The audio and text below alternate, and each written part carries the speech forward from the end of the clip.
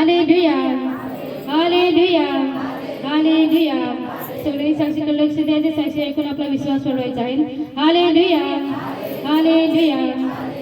हा भाऊ, त्याची बायको, ती बहीण ही वंकास वाघैपाडची आहे. भाऊ स्वतःची साक्षी सांगत आहे. भाऊ त्याची साक्षी आहे की 3 वर्ष झालं तेव्हापासून हे भावाची संपूर्ण अंगाला फळ येत होतं. फळ येत असल्यामुळे भावाला पुष्कळचा त्रास येत होता.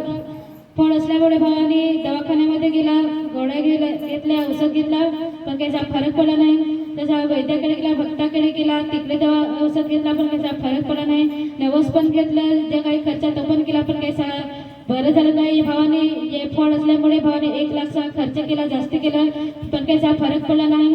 ते बहिणीने हे केंद्राविषयी माहीत करून दिली. ती बहिणी भावाला केंद्रामध्ये घेऊन आली. केंद्रात येऊन भावाविषयी फास्टरांनी प्रार्थना केली. फास्टरांचे प्रार्थनेद्वारे प्रभूचा स्पर्श भावाला झाला. त्याला 3 वर्षापासून अंगाला मोठे फळ येत होतं. पुष्कळ ठिकाणी फिरून सुद्धा फळ निघाले नाही. ते फास्टरांचे प्रार्थनेद्वारे प्रभूचा स्पर्श भावाला झाला.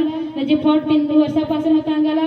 ते फास्टरांचे प्रार्थनेद्वारे प्रभूने भावाला फळापासून मुक्त केले, बरे केले आहे. पण हा भाऊ, त्याची बायको आणि ती बहीण प्रभूचे आभार मानत आहे. आपण पण जोरदार टाळ्या वाजवून प्रभूचे आभार मानायचे आहे.